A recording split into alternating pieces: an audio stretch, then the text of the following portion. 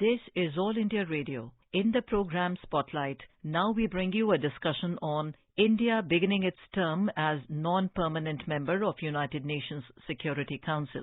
The participants are Ashok Sajjanhar, former diplomat, and Simran Sodhi, journalist. India has begun its 2-year tenure as a non-permanent member of the United Nations Security Council starting 1st of January. India will sit in the 15th nation UNSC for the 2021-22 term as a non-permanent member, and this is the 8th time that India has had a seat on this powerful table.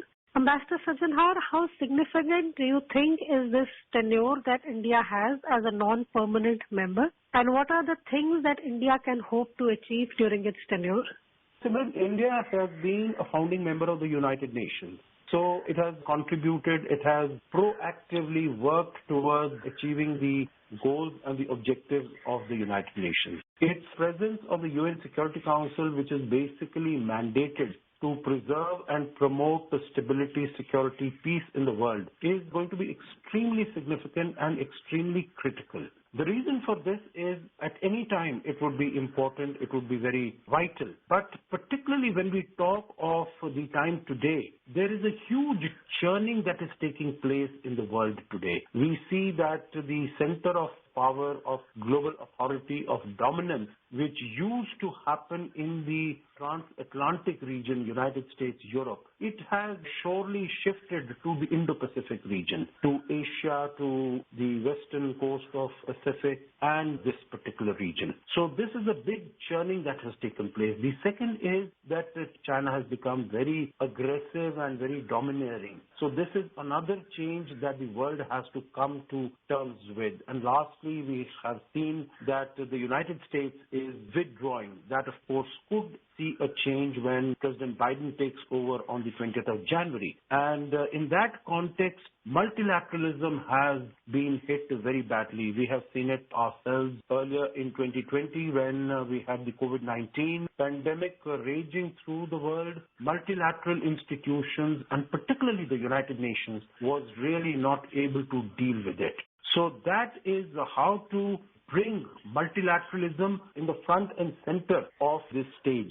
That is going to be very important, and India is going to be working towards that. In addition to this reformed multilateralism, as it is called, and the primary objective of India during this tenure would be the achievement of what is called norms, which is a new orientation for a reformed multilateral system. So the reform of the multilateral system is extremely important, whether it is the UN Security Council, or it is WHO, or it is WTO, or the other agencies. You would recall that when Prime Minister Modi was addressing the 75th anniversary of the establishment of the United Nations, and in other fora also, he had mentioned that the United Nations today is in grave crisis. It is in danger, and because it is really not able to deal with the challenges of today, since it is working on the basis of structures that were established 75 years ago. So reform of multilateralism. Second, I would say, would be terrorism. Terrorism is an extremely important aspect. It is a critical threat to international peace and security. There are linkages across borders, across regions and continents in terms of recruitment, in terms of financing and operations. And India, as the listeners would know, had proposed comprehensive convention on international terrorism way back in 1996. So this is again an issue that India is going to be focusing on. Then, of course, bringing human being at the center of development, at the center of technology, and making all development human-centric, bringing the benefits to the people. I think those are issues that India is going to be focusing on and working on. Ambassador Sajjanhar, as you talked about China and the fact that the world today is witnessing a very aggressive China, and India has seen how aggressive China can be when we see the conflict and China's very aggressive behavior across our borders. How do you feel India and the rest of the world can deal with China when it comes to an organization like the United Nations? whether it is at the bilateral level or at plurilateral level or even at the multilateral level in the United Nations or the United Nations Security Council. No single country or a group of countries can really take on China, so to say. In the UNSC, it's a permanent member, it has a veto. So these are problems. So if India were to think that it would be able to take on China singly or with one or two other countries, that would not be possible. I think what we really need to do is we need to ensure that the rule of law is followed. And I think on that basis, we will be able to get a large number of countries together. How China uses its veto, not only for itself, but also to help some of its partners, like we have seen in the case of Pakistan when it was the issue of Masood Azhar, designating him as a terrorist. Then we saw that from 2009 onwards, China kept on either putting a technical hold on this issue or utilizing its veto so that Masood Azhar would not be designated as an international terrorist. And we know that it was doing that basically to help out Pakistan. The whole world knew that Masood Azhar and his organization Jamaat-ud-Dawa, that had been identified as a terrorist organization as long back as 2002. But then China wanted to ensure that Pakistan would not lose face. But then we saw that after India had moved the designation and did not yield any positive result, then we had countries like the United States, like United Kingdom, like France. They applied pressure on China saying that either you come out with the reasons why you are putting this veto, or we will take it to the full UN Security Council, not only in the 1267 committee. So I think India will need to work with other countries to ensure that rule of law is protected and promoted. And India, of course, during this period of COVID also, notwithstanding the fact that we have had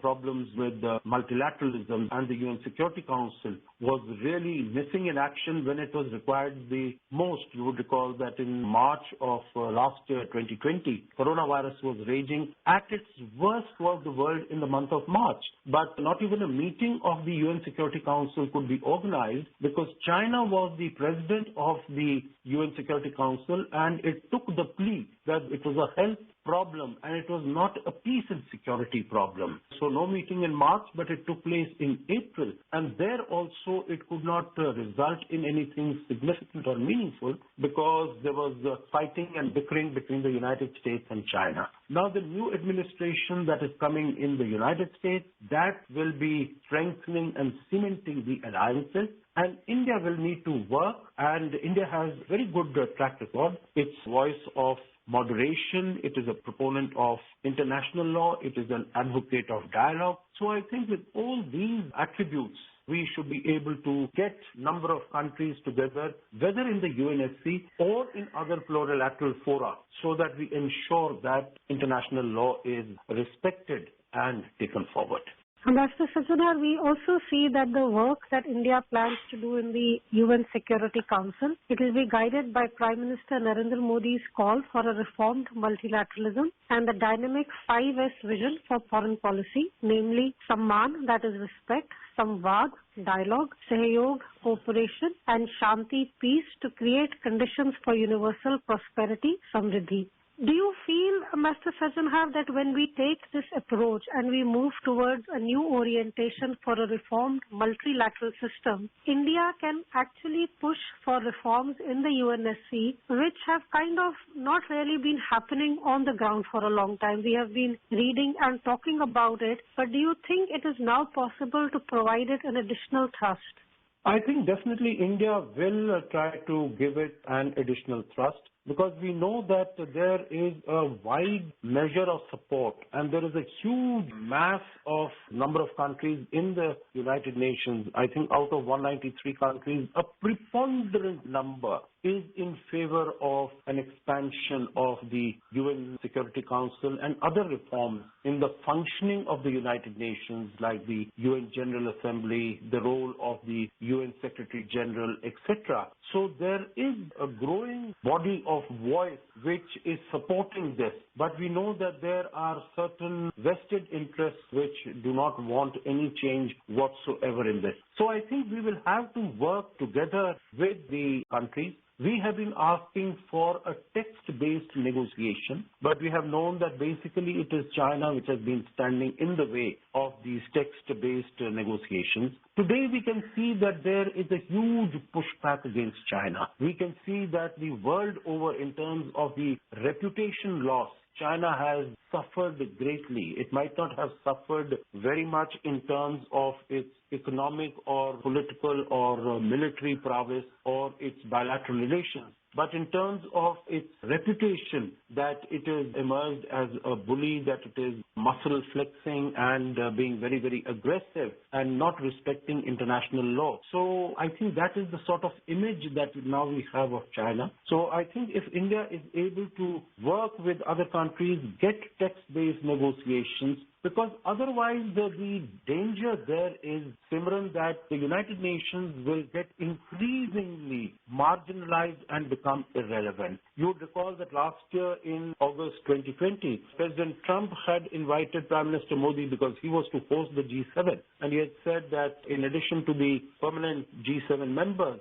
he would invite India, Australia and South Korea and expand it to G10. This time, Prime Minister Boris Johnson has invited the leaders of these three countries. So I think there are going to be other plurilateral bodies which will come and which will start playing a very important role of ensuring peace and security in the world if the United Nations is not able to fulfill its responsibilities. So if we have a G10 emerging, which is invested with this idea of ensuring peace and security, or that gets transformed into a D10, 10 major democracies of the world. So I think that will be further lessening the significance of the United Nations. So if the United Nations has to continue to be relevant and significant and fulfill its mandate and its objective, it will really have to come to terms with the realities of today and change itself, transform itself accordingly.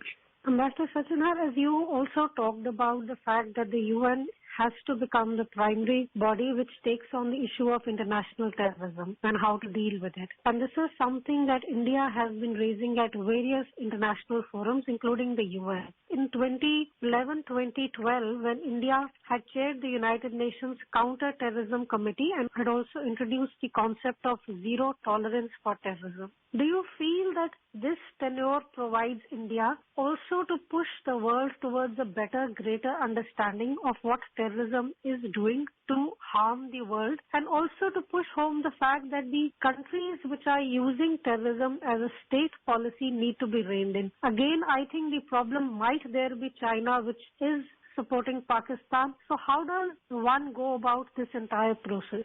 I think basically, again, trying to build a group of like-minded countries which are on the same page. And I think that as far as Europe is concerned, we have seen what has happened in France recently. We have seen what has happened in Belgium. We've seen what has happened in Austria, in Germany. So I think many of these countries would be on the same page as far as dealing with terrorism is concerned, that not only the sponsors, the groups that are organizing, that are behind these terrorist bodies, all of them need to be reined in, the money laundering, the terror financing. So I think if we are able to get all of them together, and then there can be a pushback.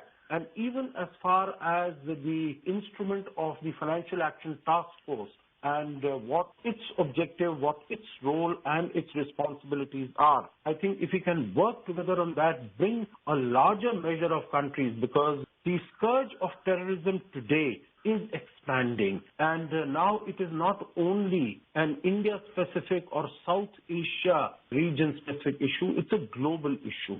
So India will definitely try to work with other like-minded countries, and I'm hopeful that we will be able to make progress in this field.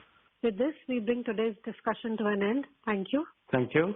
You were listening to a discussion on India beginning its term as non-permanent member of United Nations Security Council. The participants were Ashok Sajjanhar, former diplomat, and Simran Sodhi, journalist. This program was produced and presented by the News Services Division of All India Radio. You can listen to it on our mobile app News on AIR. This program is also available on our website newsonair.com. You may email your opinion about this program at airnsdtalks@gmail.com.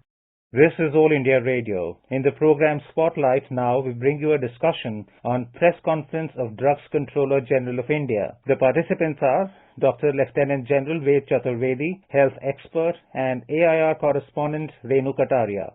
Drugs Controller General of India has given approval of emergency use of 2 vaccines.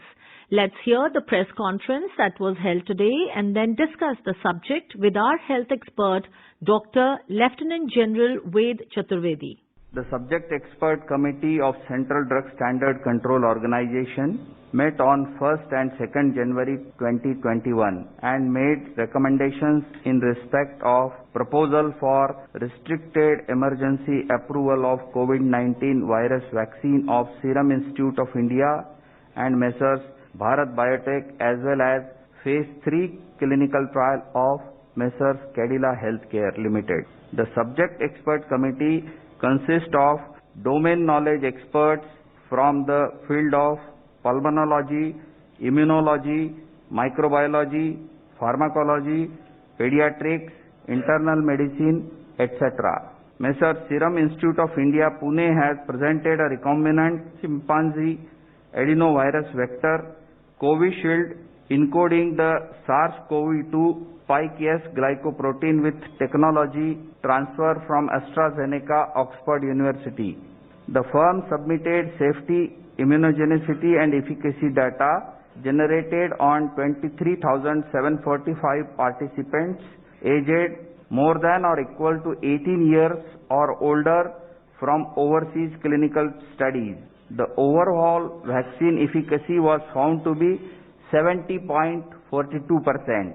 Further, Messrs. Serum was granted permission to conduct Phase 2/Phase 3 clinical trial on 1,600 participants within the country. The firm also submitted the interim safety and immunogenicity data generated from this trial, and the data was found comparable with the data from overseas clinical studies. After detailed deliberations, Subject Expert Committee has recommended for the grant of permission for restricted use in emergency situation subject to certain regulatory conditions. The clinical trial ongoing within the country by the firm will continue. Messrs. Bharat Biotech has developed a whole virion inactivated coronavirus vaccine named Covaxin in collaboration with ICMR and National Institute of Virology, Pune, from where they received the virus seed strains. This vaccine is developed on ViroCell platform, which has well-established track record of safety and efficacy in the country and globally. The firm has generated safety and immunogenicity data in various animal species such as mice, rats, rabbits, Syrian hamster, and also conducted challenge studies on non-human primates, rhesus macaques, and hamsters. All this data has been shared by the firm with CDSCO. Phase 1 and Phase 2 clinical trials were conducted in approximately 800 subjects, and results have demonstrated that the vaccine is safe and provides a robust immune response. The Phase 3 efficacy trial was initiated in India in 25,800 volunteers, and till date approximately 22,500 participants have been vaccinated across the country, and the vaccine has been found to be safe as per the data available till date. The Subject Expert Committee has reviewed the data on safety and immunogenicity of the vaccine and recommended for grant of permission for restricted use in emergency situation in public interest as an abundant precaution in clinical trial mode to have more options for vaccination, especially in case of infection by mutant strain. The clinical trial ongoing within the country by the firm will continue. The Cadila Healthcare Limited has developed a novel coronavirus 2019 nCoV vaccine using DNA platform. The firm initiated Phase 1/Phase 2 clinical trial in India in more than 1,000 participants, which is ongoing. The interim data suggests that the vaccine is safe and immunogenic with 3 doses when administered intradermally. Accordingly, firm has sought permission to conduct further phase 3 clinical trial in 26,000 Indian participants, which has been recommended by subject expert committee. Messrs. Serum and Messrs. Bharat Biotech vaccines have to be administered in 2 doses. All the 3 vaccines have to be stored at 2 to 8 degrees centigrade. After adequate examination, the CDSCO has decided to accept the recommendations of the expert committee, and accordingly, vaccines of Messrs. Serum and Bharat Biotech are being approved for restricted use in emergency situation, and permission is being granted to Messrs. Cadila Healthcare for conduct of phase 3 clinical trial in India. Thank you. Doctor, today the DGCI said the Central Drug Standard Control Organization gave its approval, followed by the recommendation of the subject expert committee that recommended both the vaccines for emergency use. It is a moment of great pride and honor to have approval to indigenously made vaccine in our fight against COVID-19. So my question is, how has the journey been for our scientists and innovators in these past few months? And another, taking our country one step closer to being Atmanirbhar. Very important question actually. Not many Indians understand that we do talk about our poverty, we talk about so many things, but we must remember, as well as the medical science goes, we are world leader. The medical services in US and in UK, almost 60-70% are Indian doctors. As well as vaccination is concerned, we are also leader in manufacturing vaccine. Not only COVID vaccine, we have about 2 crore childbirth and all children need vaccination. So we have a very strong, robust vaccination program already in place. So as well as the vaccination delivery is concerned, we already have things are in place. Our target initially is to give about 3 crore frontline workers. Infrastructure is concerned, we have already Bharat Biotech and Serum Institute, they were already making vaccine in other field. Now coming to technology, the Oxford and AstraZeneca, this technology was taken by Serum Institute and they made this vaccine, which is a genetically modified virus, while the other vaccine by Bharat Biotech, it is an inactivated viral vaccine. One is called as Covax and another is called as Covishield. So name is not important. What is important, that we could show the world that we can make the vaccine in time, almost shoulder to shoulder with the more developed nation. Even Prime Minister has tweeted, because it is something like Chandrayaan. I can tell you, any vaccine against any virus or bacteria, it takes a lot of time. So we could feel that during pandemic, we can do a fast track and we could produce safe and effective vaccine. Doctor, how important will be immunization against COVID-19 with the vaccines now available, and how will immunization help in stopping the spread of the virus? Will we be immune to COVID-19 after the vaccine? As we have made the vaccine, now coming to the efficacy of the vaccine, whether the vaccine is effective or not. That's why it took about 8-9 months, because phase 1 trial, phase 2 trial and phase 3 trial. We were lucky that Oxford and AstraZeneca vaccine had a very robust trial in Europe and they had a phase 3 trial completed. We also did in our country, and their phase 3 trial is complete, which shows that it is effective about 70 to 80%. So efficacy, any vaccine which is more than 50% effective in the medical science, it is considered a successful vaccine. Now what vaccine does? while the other vaccine, Bharat Biotech Covaxin, it is still to complete the phase 3 trial, though phase 3 trial is being done, but it is not completed. But both got the approval of DGCI, so both can be used. Both vaccines are effective, that is number one. Both vaccines are about 60 to 70% effective, more than 50%. And first dose gives some immunity, and the second dose gives more booster to that immunity. What it does actually, suppose I give vaccine to someone, even if he gets infected, the first thing probably he may not develop any symptom. Even if he develops symptoms, the disease will not be that much virulent.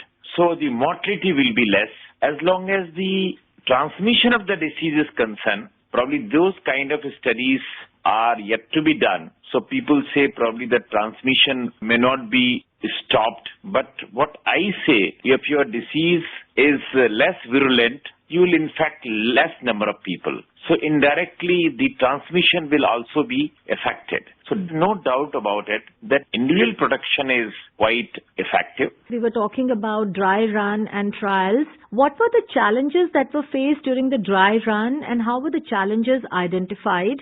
And what are the main challenges that lie ahead in administering the vaccines with our burgeoning population? The huge 130 crore people has to be vaccinated. Initially, about 30 crore people, as our health minister was speaking, July or maximum till September, we expect that we must have a infrastructure to vaccinate about 30 crore people. So a good registration process is needed. As yesterday, AIMS director was also telling, probably what will happen after we finish with the health workers, probably better strategy will be age-wise. Another challenge we'll face is the cold chain. In the far-flung areas, we have issues regarding electricity. Sometimes the fridge does not work. Even the both vaccine require about 2 to 5 degree. That is normal fridge. But even in a small village, to keep that temperature is not easy. So biggest issue will be cold chain. Safety won't be much issue. The reaction won't be much of the issue. The issue will be the cold chain and managing the numbers, because we have to train the vaccinators. So you can imagine the government of India has already trained about 90,000 vaccinators. We already have people, those who are trained for the children immunization program, but we have additionally required, because it's a huge task to vaccinate the 30 crore people in the first phase. So we require more and more vaccinator. Otherwise, the process is very simple, like any other vaccine. Sir, what is the new UK mutant COVID strain, and how does the new variant cause more serious illness? We have seen with the influenza. Now, influenza vaccine is already there in the market. Even we take every year. And every year there is a mutation of the influenza vaccine. But you must remember that the vaccine which Bharat Biotech and the Oxford vaccine, these are vaccines which are basically working in a very broad manner. Means even if there is some minor mutations of the virus, they'll be still affected. Unlike probably the RNA vaccine, which may not be. So as long as the mutations are concerned, efficacy of this vaccine will still be there, even if the virus is mutated.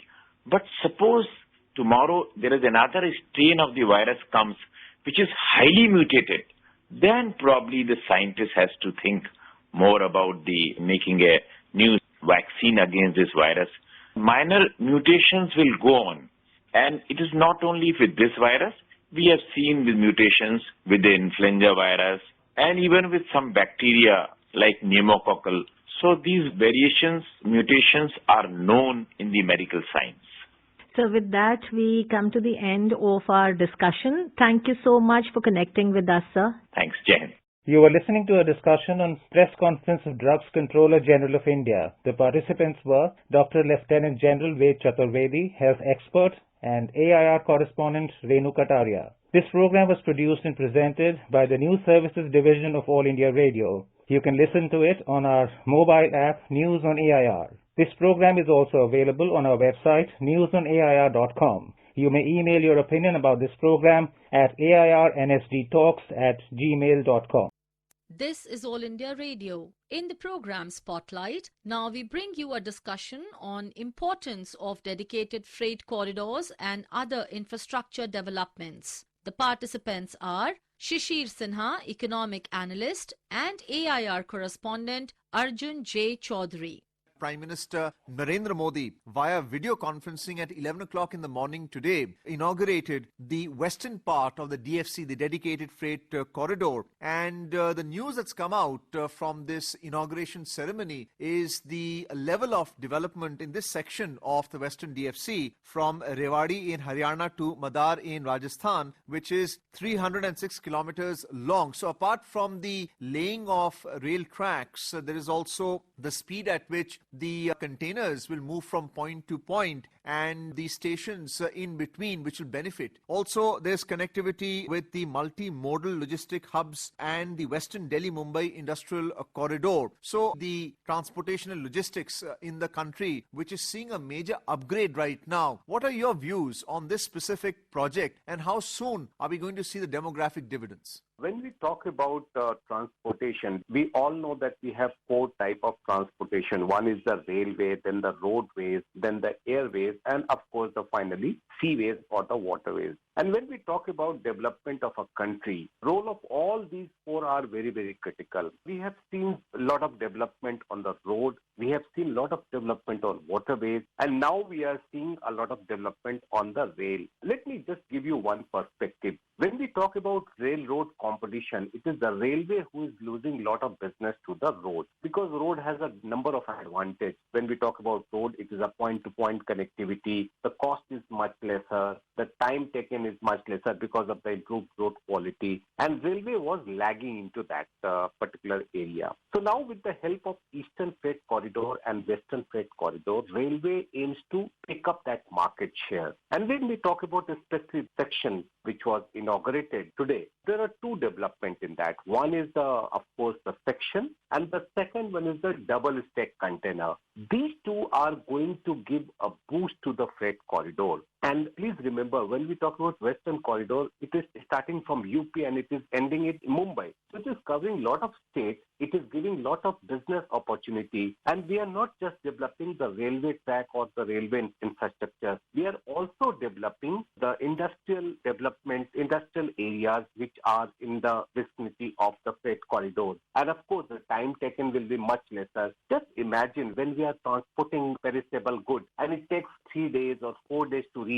You can imagine the quantum of loss because of the time taken and because of the slow speed. Now we are in a situation when the goods can be transported in a dedicated corridor in much lesser time. This is one advantage. The second advantage is the passenger train. Many a time we have seen a situation when the single track is used for passenger transportation as well as for the freight transportation. So when you have a dedicated corridor for the freight transportation, there will be much more scope available for the passenger transportation. So the speed will be much higher, time will be much less for the freight, and there will be similar situation for the passenger. So it is not just the goods transportation which is going to get benefit, it is also the passenger transportation through the railway which will get the benefit. So when the Eastern DFC was inaugurated by Prime Minister Modi earlier, the Bhopur-Khurja line in Uttar Pradesh, then also the Kanpur main line was being decongested. So right now talking about the Western DFC, which is 1,504 kilometers long, northwest from Dadri, UP to Mumbai in southwest, we are looking at the promise being implemented by Prime Minister Narendra Modi in the manifesto when they came to power. But really the implementation not only goes to the Prime Minister's office but always to the Railways Ministry as well. So how do you see Piyush Goyal's role here? Railway has a much bigger role to play. I mean, Prime Minister's office can provide a kind of layout that you have to work on that. It is ultimately the ministry how it executes that. Fortunately, we have good funding from Japan, which is really, really helping, and that funding is available at a very low cost and for a very long period of time. So there will not be much burden on our exchequer because we are getting the money and there is no problem on the money part. The second is the land acquisition. That is the most critical part. And what we have observed, what we have seen in these two corridors, if I can remember correctly, 98 to 99% land has already been acquired. So this is another development. Third is the engineering and the technological part of that. We are getting good support not just internally but also from the external side. So all these are helping to achieve the completion of projects according to the timeline. So I think the completion of project, the first phase is likely to be completed by the end of this calendar year, December 2021. And we expect that more and more goods will start moving on this particular corridor. There's a western one and the eastern one. And the second part which you mentioned in the beginning, that the speed at which the good is to be transported, that is very, very critical because the freight movement has always a complaint that it takes a lot of time. Now that time will be reduced and that is going to help the freight movement and it will help the railway to regain the market share in the freight movement. So the claim is that the freight trains will travel at 100 kilometers per hour as compared to 75 kilometers earlier. And also the load capacity is 4 times more because of a stronger axle in the container trains. So we're also looking at procurement practices here, the submission of bids electronically, and therefore are we seeing the project's completion within a defined time frame? Certainly, and you rightly mentioned about the various characteristics. One is when we are talking about length of train. So at this moment, when we talk about the ordinary freight train, maximum length of a train is a 700 meters. But on a dedicated freight corridor, the length is 1500 meters. So it is almost double than what you have today. The second one is the load. How much load freight train can take on a dedicated freight corridor? It is around 13,000 tons. And if we take the existing one, it is just 5,000 tons. So it is almost 3 times of the existing capacity. So if you take these two features, certainly things will be in a bigger quantity, can be transported in lesser time.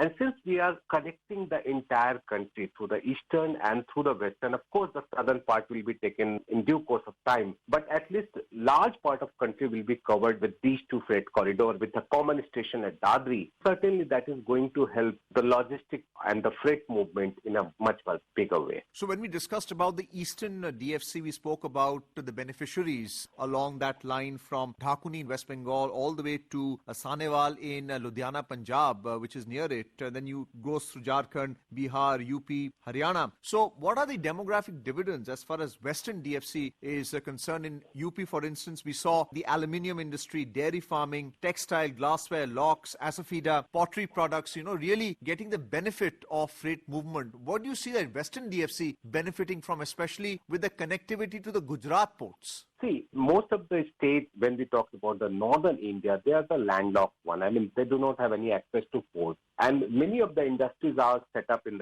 take the example of Haryana. We are seeing a lot of automobile companies there. Or take the example of, say, Uttar Pradesh. We have a number of other manufacturing segments are there. So raw material coming from various parts of world, how those are transported to plants in, say, state like Haryana or state like Rajasthan or state like Uttar Pradesh, which do not have direct access to ports. So that dedicated freight corridor, which is starting from, say, Jawaharlal Port Trust, that's in Mumbai, from Mumbai and Gujarat, if they are providing direct access from port to a plant in Haryana or Uttar Pradesh, that is certainly going to help the industrial activities in these two states. We're also going to see a future inauguration of a 15-kilometer long line between Kishangarh in Rajasthan and Ateli in Haryana. And this is a double-stack long haul. How is this any different from a longer line like we discussed for today that was inaugurated between Madar and Rewari in Haryana? The double-stack container is always going to be very, very beneficial. And that means in a limited kind of capacity, you are in a position to carry more and more goods. So whether we talk about today inauguration or the future inauguration of double-stack container, India is one of the few countries in the world which is going to have the double-stack container. We have heard about double-decker passenger trains. Now we are going to have double-decker freight trains, freight vehicles. And that is certainly going to help larger quantity of goods to be carried from one place to other place. I understand that the Research, Design and Standard Organization, RSDO, for the wagon department has a very strong role to play. You spoke about the capital funding that's coming from Japan, but also a quality control from within the Ministry of Railways. Certainly, technology is one area. I mean, you can have money, but you need good technology also to use that money. And there you are in a position, you have the expertise, you have seen how the railway people have built a railway line, not just for the passenger transportation, but also for the goods transportation in remote area of the country. So we have the expertise. The only thing we need some resources, we need some kind of support. So I think railway will not have any problem in providing any kind of technical support to development or more and more innovation on the freight corridor. You spoke about Japanese funding. What about World Bank funding, for instance, at the Kanpur-Dehad district when we discussed earlier about the Eastern DFC, where the Bhopur industrial sector is being funded by the World Bank? The basic advantage of any multilateral agency funding is, one is the lower cost of interest, and the second advantage is a longer duration of repayment. So whether you get from JICA, whether you get from ADB, whether you get from World Bank or any other multilateral agency, these two advantages to help you to focus on the project rather than on the future course of action. I mean, since it's a very long period, say 30 years or 40 years of repayment, and with a much lesser interest, you will be able to focus on the project, and certainly you are going to get resources at a much cheaper cost, which will help you to bring down the cost of project and to make it more efficient. Well, let's now move on to the other infrastructure project which has caught everyone's imagination, which is the natural gas pipeline from Kochi in Kerala all the way up to Mangaluru in Karnataka. It's 450 kilometers long and it has been built at a cost of 3,000 crore rupees. Do tell us something about that. It's been inaugurated as well. We had the Petroleum and Natural Gas Minister attended along with the Chief Ministers of both the states. How important is natural gas to the development process as well? So we are talking about 450-kilometer pipeline which is joining Kochi in Kerala and Mangalore in Karnataka. So basically what we are talking about the national gas grid, one nation, one grid kind of system. And this particular pipeline is bringing gas from, say, port in Kochi to various locations in Karnataka, and which is terminating at Mangalore. And if you see the places which are going to be covered through this gas pipeline is, I believe, it's Ernakulam, Palakkad, Malappuram, and of course Kannur and Kasaragod district of Kerala. So this is very, very important from when we are talking about the one nation, one grid kind of thing. The second advantage is that it is going to provide a gas which is also going to help in curbing the pollution, because it is a clean gas and that can be used for domestic cooking, that can be used for the transportation, that can be used for the industrial uses. So this gas pipeline is going to help industrial activities and also help in providing piped gas lines to households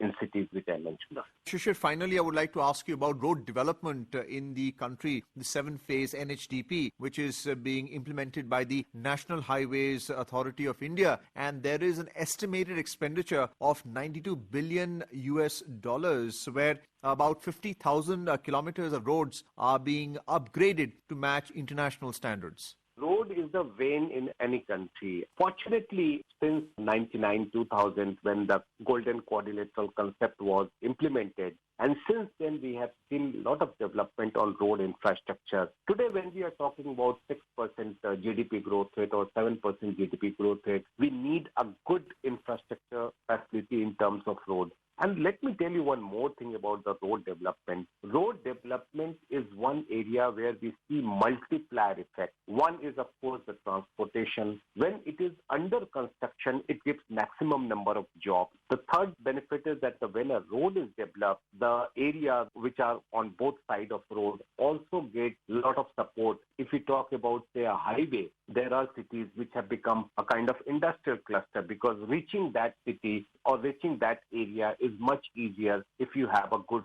road network. So I believe more and more spending on road infrastructure and equally giving attention to the railway as well as waterways, and of course do not forget about the airways. So combination of all these will certainly help the economic development at a faster pace. Thank you so much, Shishir Sinha, for being with us on this program. Thank you very much.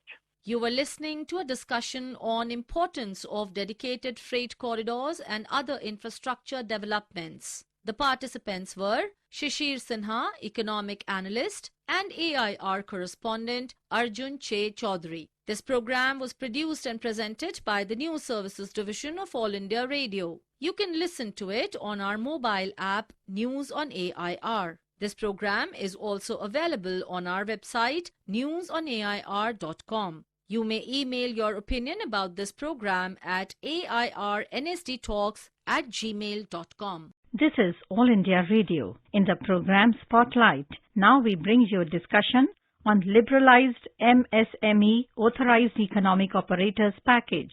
The participants are Shubhomoy Bhattacharjee, economic analyst, and AIR correspondent Sonu Sood.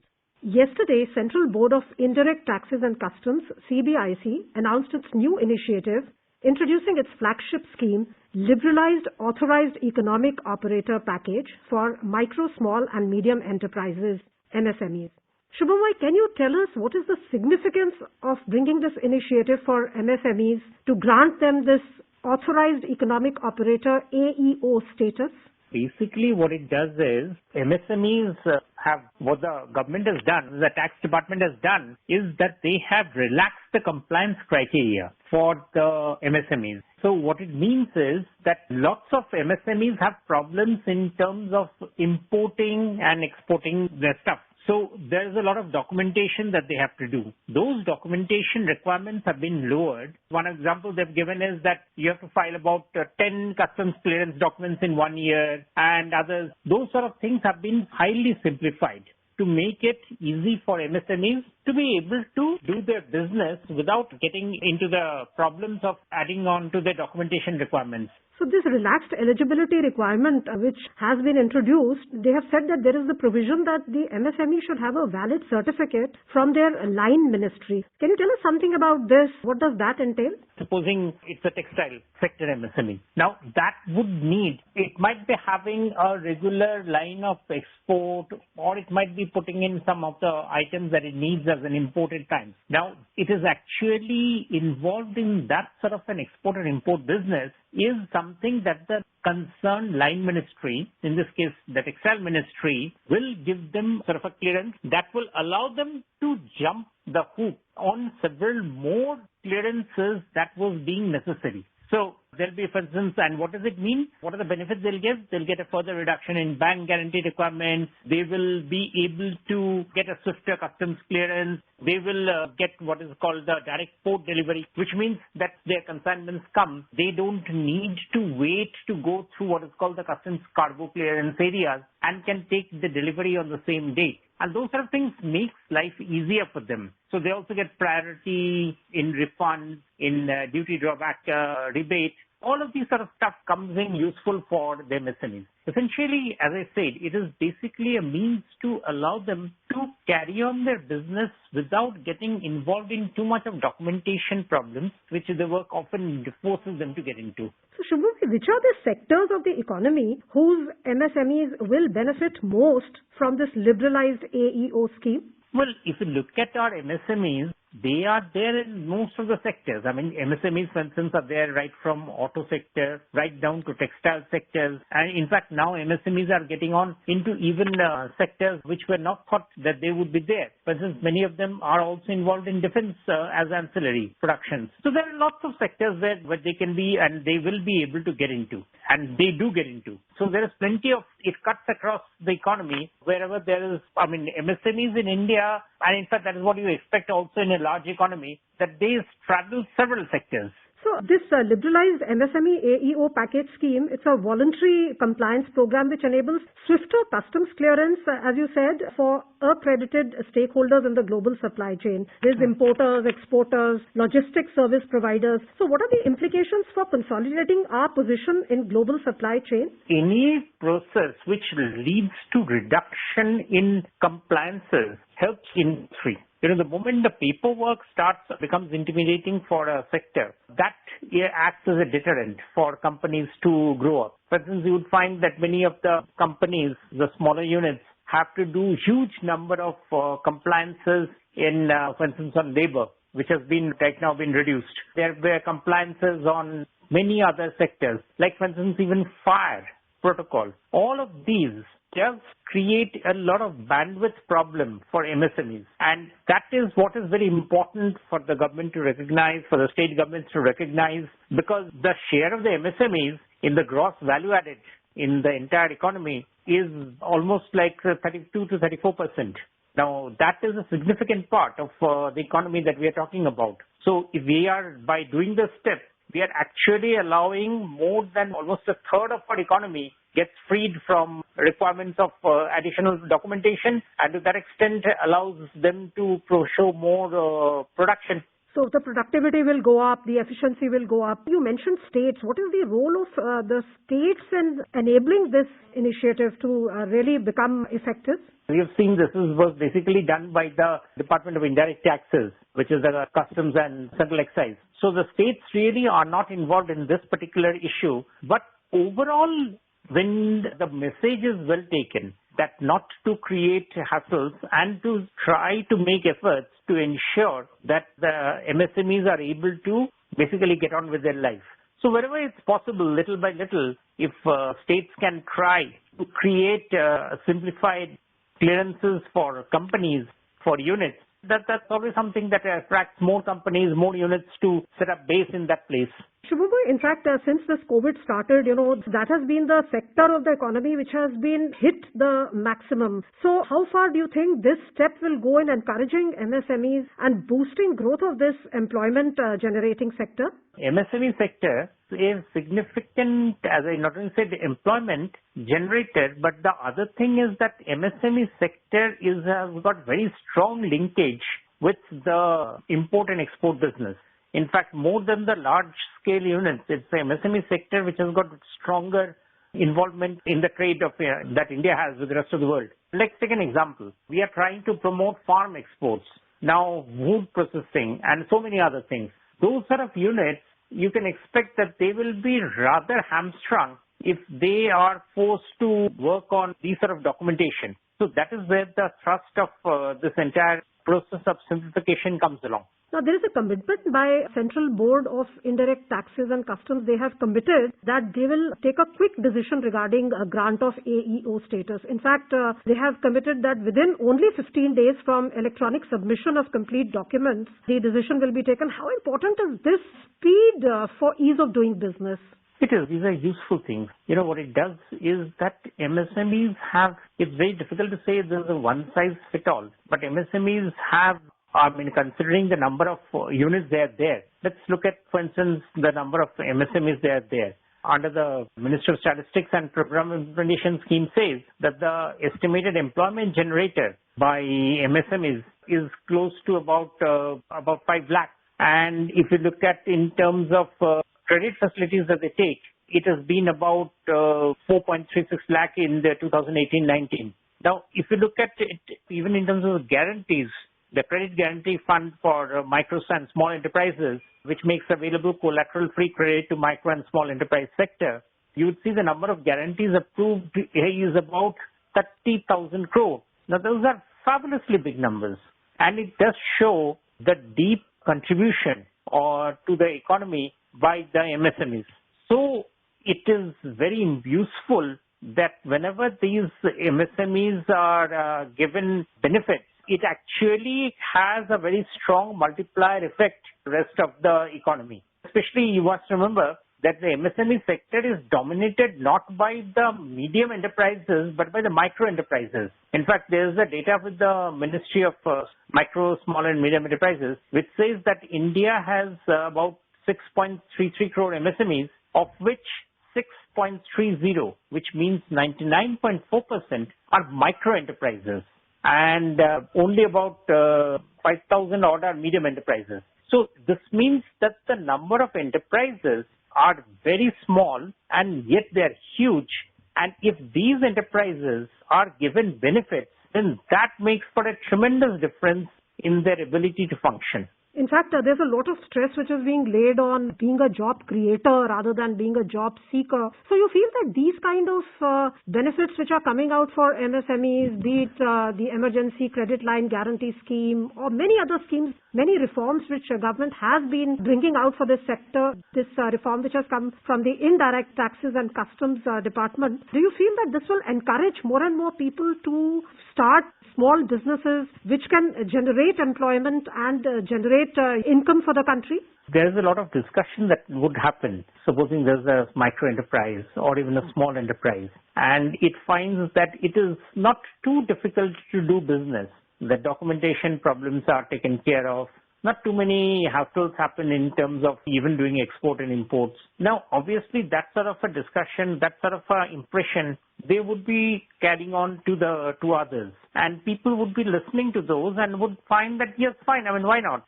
If it is relatively easy, then instead of trying to figure out if there's an employment possibility somewhere else, why shouldn't I try to create an enterprise? If I have ideas, if I can create new avenues, then, I mean, I'm sure.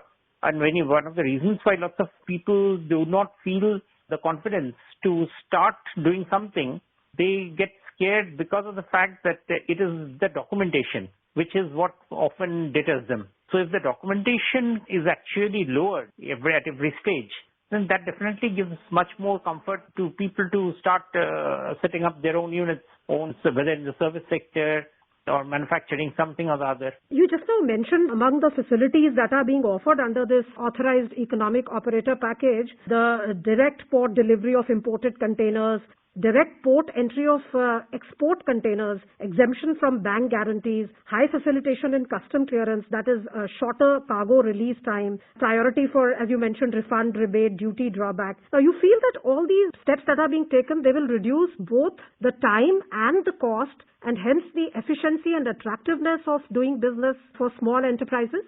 Certainly. I mean, you have the advantage that typically ports and other places are huge enterprises by themselves.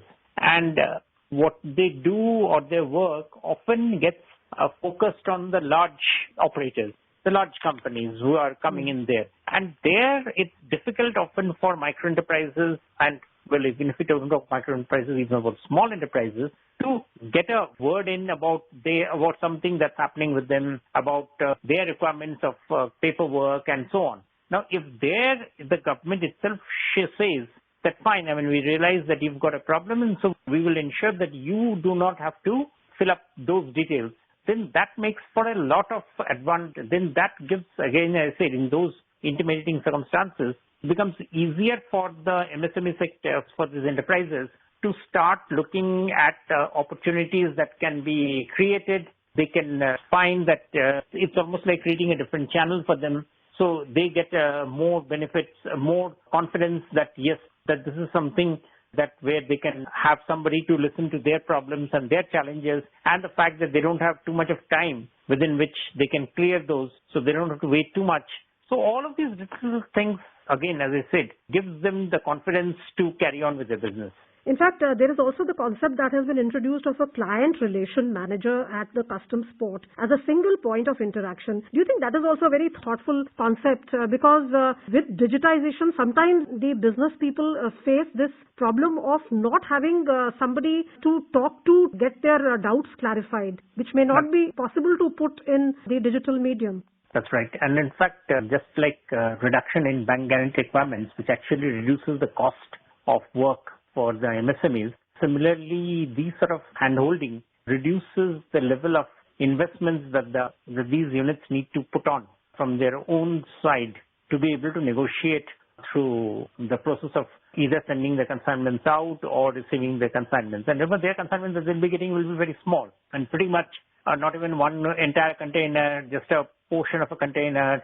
So it's essentially, as I said, that their voices and their demands often get totally subsumed within the larger guys. And that is where the hassles actually become rather too daunting for the companies, for these units to be able to handle. So yes, these sort of steps reduce their cost of doing business.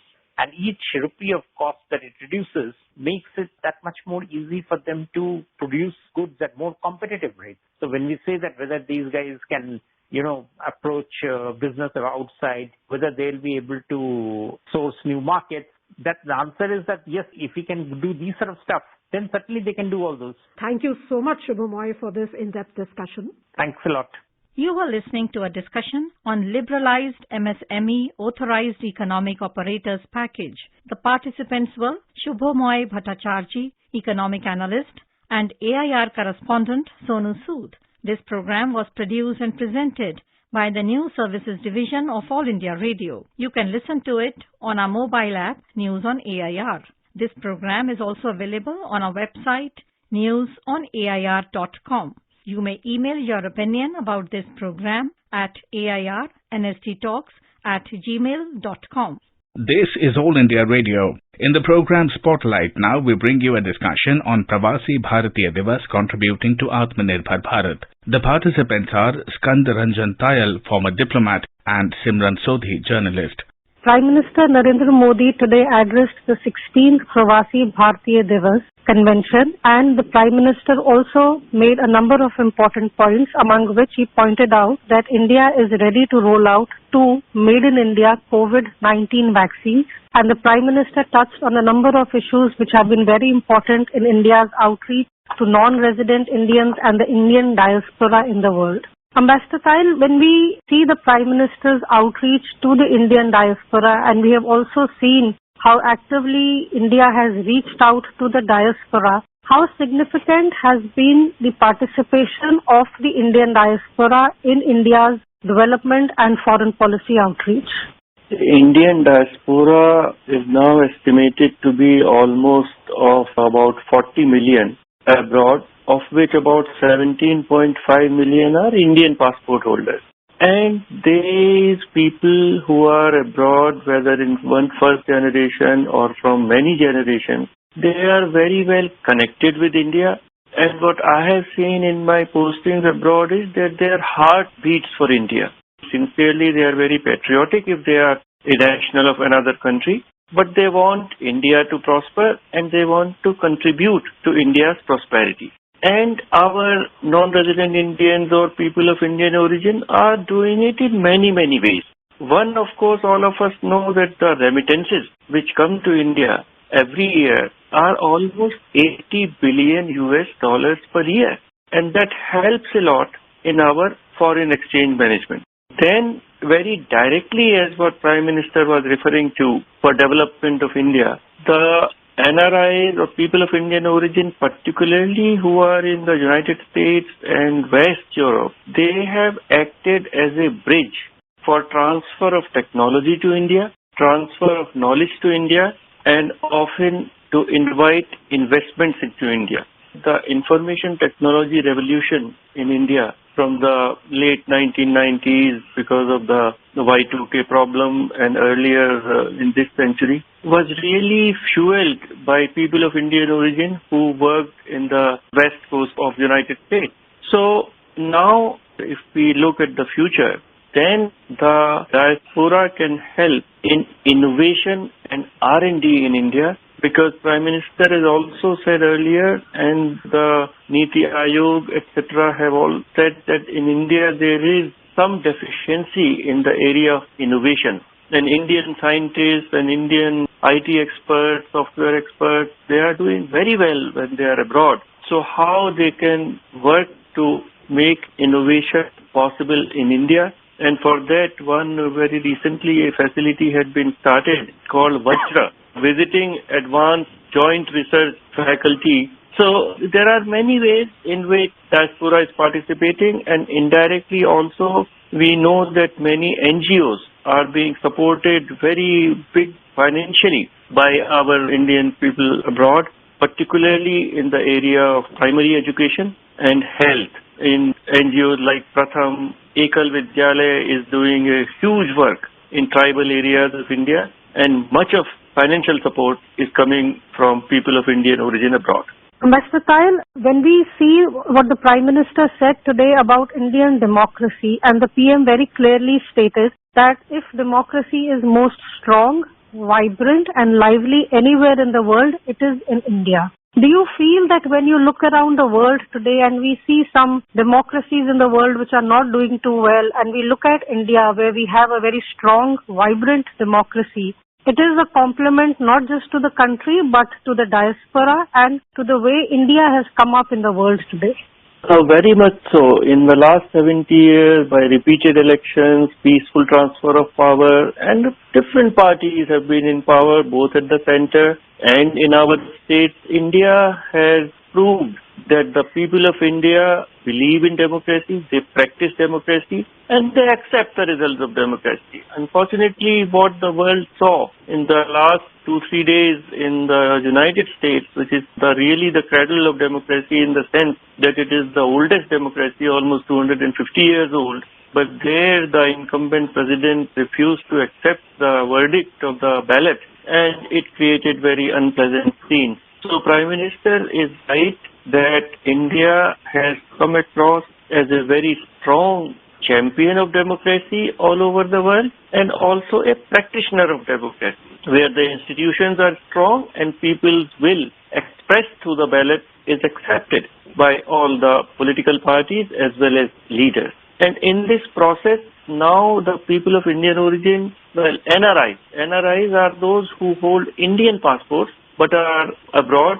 They have a demand that they should be allowed to vote in India, and Prime Minister as well as our Electoral Commission is sympathetic to this demand, and some process are being worked out. There are about 17 million people of Indian passport holders abroad, of which more than 10 million may be voters. The rest may be children under 18 years of age. But how they can participate fully in India's democratic process by voting, that is being worked out. And it is a quite normal practice in many other democracies like US, UK, etc., where even when their national is outside the country, he or she can vote. So this is a work in progress, and there will be more direct participation of NRIs in India's democratic process in the years to come. Mr. Kyle, we see that the theme of the 16th PBD convention has been contributing to Atmanirbhar Bharat. And we also see this reflected in the fact, and this is something the Prime Minister also emphasized, and that is the fact that India today has 2 vaccines which have been produced in India.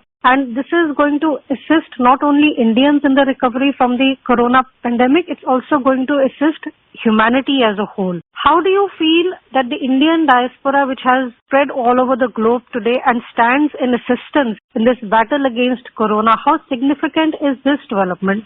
India's progress, India's future, and also for employment of very young population of India, it is very important that there is more and more manufacturing in India, and that is really the root of this call of Atmanirbhar Bharat, which Prime Minister has given. And in that process, of course, all the people of India will be working, but people of Indian origin abroad, our diaspora, can also make a very tangible and very direct contribution by 2 or 3 ways. One, by channelizing investments into India and making it possible for more direct transfer of technology for investments into India, and also by supporting innovation and research and development in India. The 2 vaccines, one is being totally developed in India, Covaxin, and Covid Shield has been developed abroad but will be produced in India. It is a huge achievement for India's vaccine producing capacity and our scientific community. And as is being said, that India is poised to emerge as the pharmacy of the world, and that is the path on which we are moving, and in that our diaspora abroad can be a partner and can help move faster and farther in that direction. Mr. Kyle, we also see that the Prime Minister touched on the Vande Bharat mission, and we have seen that this has been a very successful project under the government. The PM told that the Indian diaspora, that the country always stands with them, and the PM pointed out that over 45 lakh people were rescued under the government's Vande Bharat mission during the pandemic.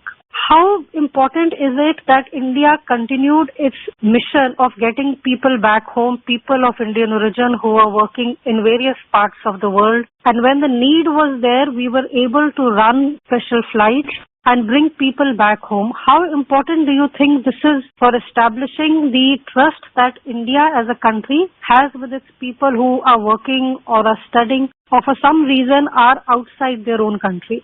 India's diaspora very well knows that if they are in trouble, then Mother India will reach out to help them, and they can always find comfort in the lap of Mother India. We remember when there was a problem in Iraq 20-30 years ago, then how lakhs of Indians were rescued from there on special flights. And repeatedly, whether it is Lebanon, whether it is any other country where there has been some internal problem, Indian government, Indian airlines, ships, people of India have reached out to rescue our Indian diaspora from there and bring them back safely and very fast to India. And same principle was applied at a much larger scale this time under the Vande Bharat scheme, when millions of people of Indian origin and Indian nationals also were stranded in different countries because of the COVID restrictions on flights. And under Vande Bharat scheme, it was a very well coordinated scheme, masterminded by the government of India and implemented by Air India and other airlines with full support of officers, workers, staff at every level. And as you say, about 45 lakh people were brought back to India from on these flights. So that is a huge achievement. Ambassador Kyle, we also saw that the PM today said that today we have connected with the internet from various corners of the world, but our minds are always connected with Ma Bharti. And in the midst of these challenges, the way Indian origin colleagues across the world have worked, have done their duty,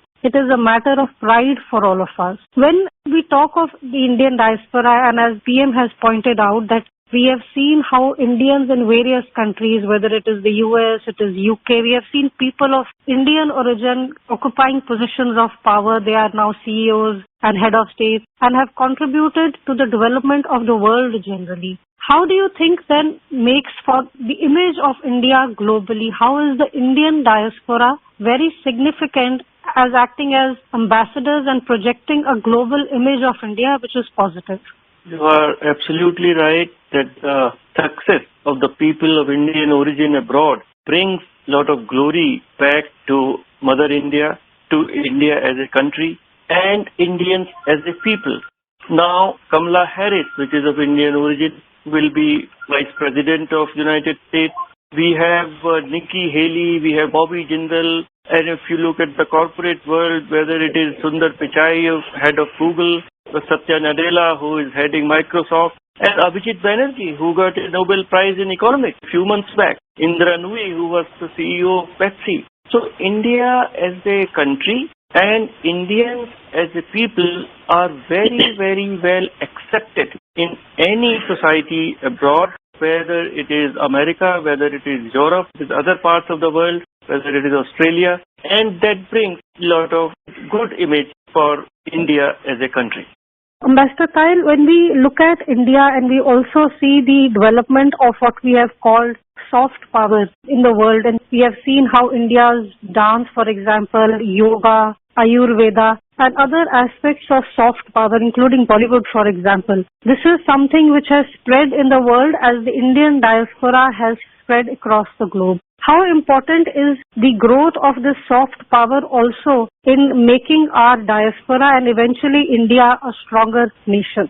That is very correct. For instance, yoga has been popularized all over the world by people of Indian origin who have gone there, have practiced it, and have taught it to their students. Indian food, Indian cuisine has been brought by the Indian diaspora. You go to any city in any Western country, and even in China, there are Indian restaurants in Korea, and they are all run by Indian diaspora. And people are so fond of chicken curry and naan, etc. And of course, films are there, but they also are a part of our soft power. And doctors and nurses, when I was in the United States, a lot of goodwill was created. Indian doctors and Indian nurses who worked tirelessly to serve their patients and earned a good name for themselves. And India also basked in that reflected glory because the patient and always said that this great doctor, this very specialist doctor came from India. And in the coming days, we will continue our discussions on the Pravasi Bharati Divas and the significance of the Indian diaspora globally. With this, we bring today's discussion to an end. Thank you. Thank you. You were listening to a discussion on Pravasi Bharatiya Divas contributing to Atmanirbhar Bharat. The participants were Skand Ranjan Tayal, former diplomat, and Simran Sodhi, journalist. This program was produced and presented by the News Services Division of All India Radio. You can listen to it on our mobile app News on AIR. This program is also available on our website newsonair.com. You may email your opinion about this program at airnsttalks@gmail.com. This is All India Radio. In the program Spotlight, now we bring you a discussion on completion of 5 years of Pradhan Mantri Fasal Bima Yojana. The participants are Dr. Tajamul Haq, former Chairman, Commission for Agricultural Costs and Prices, and Sanjeev Banerjee, journalist. Pradhan Mantri Fasal Bima Yojana has completed 5 years, and to discuss all the aspects around the scheme and its achievements and performance so far, we have with us Dr. Tajamul Haq, one of the most eminent agriculture economists. Dr. Haq, what is the main achievements and successful of the Pradhan Mantri Fasal Bima Yojana, which completes 5 years, according to you? One thing I think I will say that very good scheme in the sense the greatest challenge of Indian agriculture today is to de-risk agriculture. I think agriculture is becoming more and more risky for two reasons. One thing is weather factor. Weather variation. Sometimes you have drought, sometimes flood, sometimes cyclone, sometimes hail, sometimes pest attacks, all kinds of problems you have. So this agriculture has become a very risky occupation. So unless you can de-risk agriculture from this angle, I think average yield levels of farmers will continue to be low as compared to most other countries, as you know. Second thing is the price risk. Price risk, of course, due to market fluctuations in prices. And also we are now linked with the global markets. If there is more volatility, we are also subjected to volatility. So because of these two risks, the farmers are in real trouble and trap, I should say, low income trap. And the Fasal Bima Yojana at least tries to minimize the risk in terms of covering the weather-related yield risk. So far, actually, and also this is a good scheme, I will say, because premium rate is very low. It is only 2% for Kharif crops, 1.5% for Rabi crops, and for commercial and horticultural crops, it is only 5%. And after that, I should say that only 10% of the premiums are paid by the farmers. The remaining 90% are by the government, central and state governments, share that. So that way, this is a very farmer-friendly, very good insurance scheme, I should say. But unfortunately, what has happened is that the progress, I think still, I will say, not as satisfactory as it should be. Why I am saying this? Because more than 50% area is rain-fed, whether it is low rainfall areas or very high rainfall areas leading to floods and all that. So at least in the rain-fed areas, we thought this will be 100% covered. All the farmers and all the areas will be covered by this. But so far we find in the country as a whole, hardly 26 to 28% of the total area is covered by your Fasal Bima Yojana. So that way, I think we thought at least 50% area should be covered, but achievement is 27 to 28% coverage. So I think that way progress is there.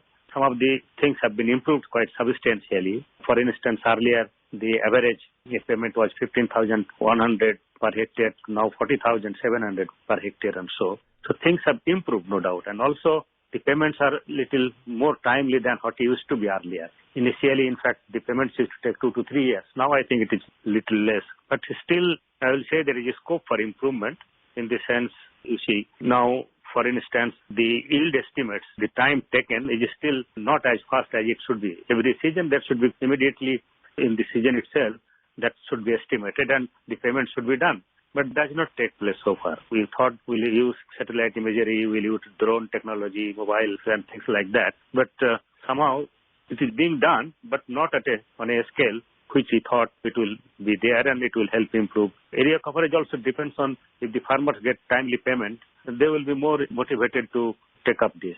And also there is lack of awareness, no awareness campaign among the farmers in many states, I should say, by the state governments. So it is a centrally sponsored scheme. Sometimes state governments also will play politics.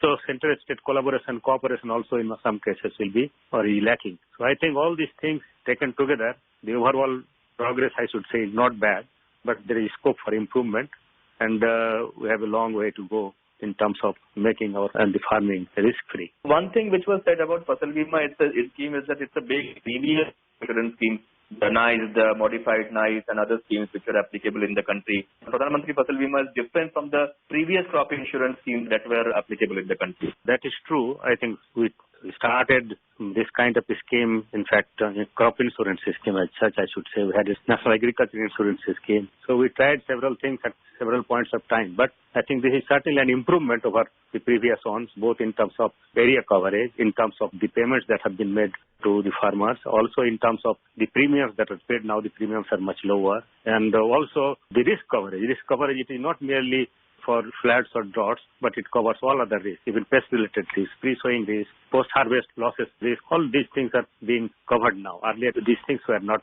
there. So I think this is certainly an improvement over all the earlier schemes. But I think our next goal should be to achieve at least 50% of the area coverage. And for that, there are two things that had happened. Recently, as you know, the government also had made it voluntary. Earlier, it was compulsory, at least for the loany farmers. And non-loany farmers, it was optional. But as a result, it was mostly the loany farmers who used to be covered by this.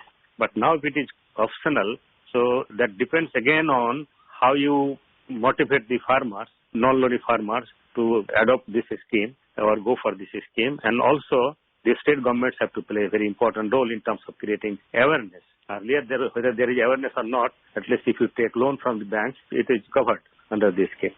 So now that is a big challenge, I should say.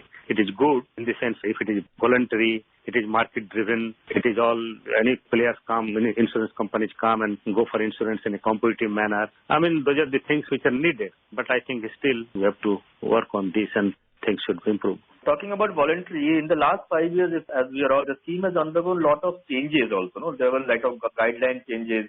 There were penal provisions introduced for companies who paid, they delayed paying compensation. There were penalties. Then the scheme was made voluntary. Then the latest changes, a lot of things have been, the share of central government in the country has also a certain level of 30% or 25%. Things happening means, do you think making the scheme voluntary or making so many changes has actually killed the soul of the scheme in that sense? Things are evolving. We do not know what will be finally the outcome. But at least the impact, initially I was worried, particularly when it was made voluntary, because many times farmers may not be immediately motivated to take up this scheme. The problem with any private company going for insurance coverage is that unless it is on a big scale and it is profitable for them, they will not go for it. And unless there is maximum number of people come into the picture. The point is with a smaller number, there is no way the private business can be viable. So I think you need to have more and more coverage, not only in terms of area, but more and more people, those who are not in the compulsory kind of scheme. It is voluntary for all. But I think immediately it is not going to increase unless you have a campaign and motivate the farmers in a big way. A lot of people have said one consistent problem with Fasal Bima has been there has been a delay in claim settlement. Because though the center releases its share of premium subsidy, the states don't come forward and give their subsidy on time, which is why the farmer ultimately does not get this thing. Do you think there is some needed to be reworking needs to be done in that part? I don't blame either the central government or the state governments. Both have to work together, and that is the key actually in a federal system. If the money has to be routed that way, or the state has to share part of it, then both have to pay in time this kind of thing to the companies, and so that the company can reimburse and all that. I think that is important. But then sometimes even the private companies I have seen, they don't pay in time. They say the estimates of loss and all that, whether that was accurately done or whether it was timely done or not. All those issues are still there. But I think things have improved even, I find, both among the private and the companies. I think it is much better than before. But as I said, we still need to do more.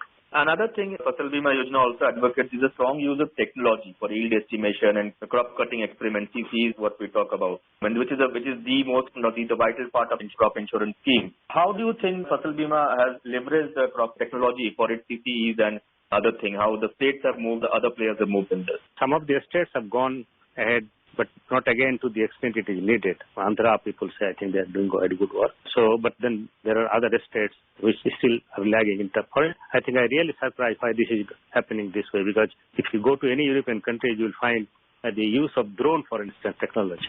It's so common. Every farmer that way has a drone of different sizes depending on the need.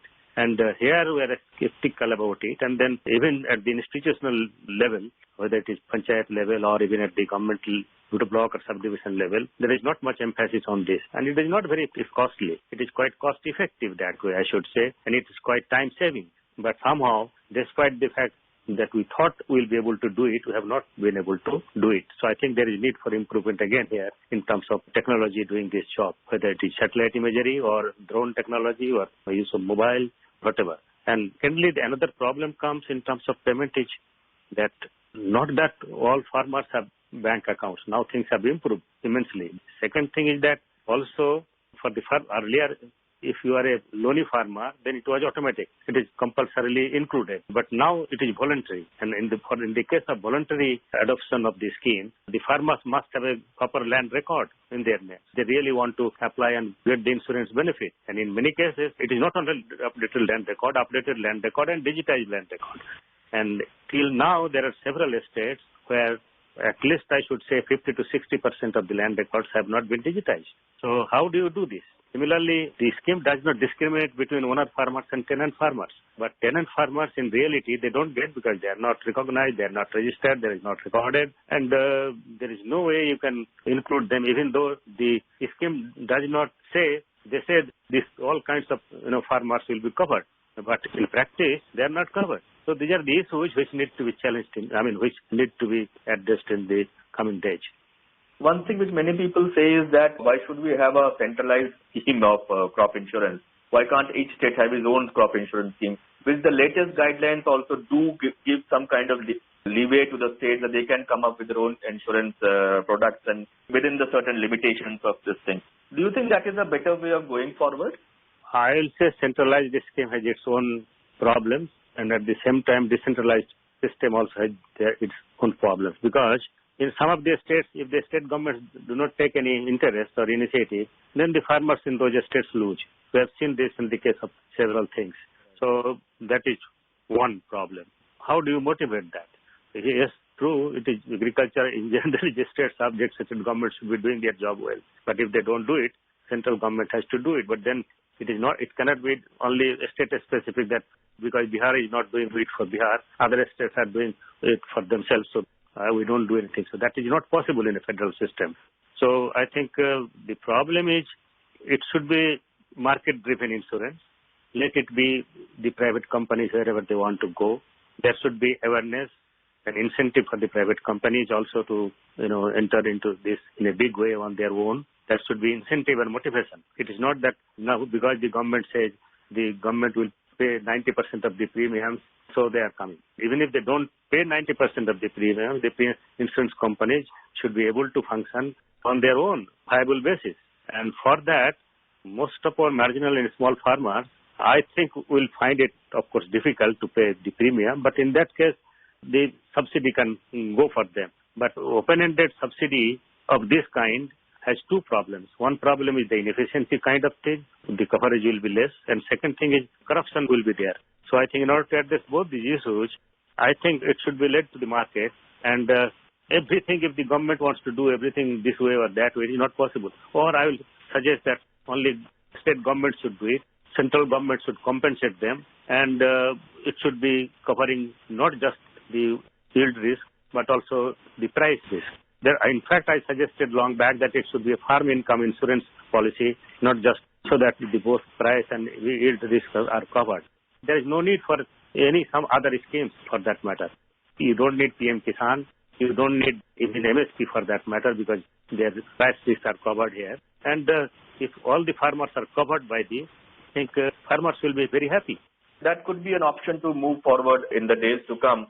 And as you rightly said, though the scheme has been made voluntary, but the number of non-loany farmers, the percentage in the total enrollment, have also sharply increased since the scheme was introduced. And now almost, I was seeing the data somewhere that almost 38% of the total enrollments are from non-loany farmers, which is earlier it was 7-8% rather. So hopefully in the days to come, in the months to come, the scheme will be further modified and further more made farmer friendly. So that the basic intention of any crop insurance or for that matter any insurance is that as soon as the damage happens, the farmer get a adequate and a fair amount of compensation, because the other alternative that we have in the form of damages, your compensation under the relief, NDRF or SDRF relief, that is not adequate for the farmer.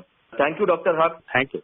You were listening to a discussion on completion of 5 years of Pradhan Mantri Fasal Bima Yojana. The participants were Dr. Tajamul Haq, former Chairman, Commission for Agricultural Costs and Prices, and Sanjeev Banerjee, journalist. This program was produced and presented by the News Services Division of All India Radio. You can listen to it on our mobile app News on AIR. This program is also available on our website newsonair.com. You may email opinion about this program at airnsdtalks@gmail.com. This is All India Radio. In the program Spotlight, now we bring you a discussion on Prarambh Startup India International Summit. The participants are Anil Agarwal, Joint Secretary, Department for Promotion of Industry and Internal Trade, and Ruchika Chitravanshi, journalist. In the last few years, the number of startups in India has increased very fast. Now there is more policy support available to budding entrepreneurs, more avenues of financing innovative ideas. There has been the Startup India initiative by the Department of Promotion of Industry and Internal Trade, the DPIIT. And more recently, there was a Startup India International Summit, Prarambh, which was organized by the department, which saw participation from over 25 countries and had over 200 global speakers. Mr. Anil Agarwal, one of the big announcements in this summit was the rupees 1,000 crore of seed fund that the Prime Minister said which will be made available to new entrepreneurs. Can you tell us a bit more about who will get this fund and how will they be able to access it? This Startup India Seed Fund that has been announced yesterday, this will be available to all the entrepreneurs across the country. This will be absolutely an online application process, and it will be routed through the incubators that we have across the country. Now, we are going to an online application portal, Startup India portal for this. And what happens is, first of all, we will select the incubator. And we have laid down very strict criteria of which of the incubators would qualify for getting grants under the Startup India Seed Fund. So once an incubator qualifies for getting a grant, they get a grant of up to 5 crores to be spent in a period of 3 years. Then, at the next step, once we select incubators for giving them grants, we have an online process for all the startups to apply for these grants. The best thing is, it is going to be one single application form, and it is going to be across the country, one single application form. So if you want to apply to one incubator or the next incubator or the third incubator, you can simply say that these are priority 1, priority 2 and priority 3. All the incubators will evaluate the applications, and then based on their priorities, startups will be selected. The amount of money that one startup can get out of the seed fund is up to rupees 20 lakhs as a grant. So it can be given as a grant for them to develop an idea into a proof of concept or for product development or, getting into a market for the commercialization stage. That is part one. And if they have done this, if they already have a prototype or a proof of concept, then if they want to plan, they are planning a little bigger thing, then they can get up to 50 lakhs of another investment from the incubator, which will be done as debentures or debt-related equity, so that it is not a very costly affair for the startup. So this is how the whole thing has been designed. Is there a timeline to when they can get each of these funds? Absolutely, yes. So we are launching, we have already started developing the tech platform, and this will be available to everyone from the starting on the 1st of April 2021. One of the things that the Prime Minister has talked about is internationalization of startups and mobilizing the global capital for Indian startups. And obviously there is aim that India has to make companies to have startups which can make a mark in the global market. How can we help them from the policy side? Over the last 5 years, we've seen a number of startups coming of age. Many of them have acquired global status.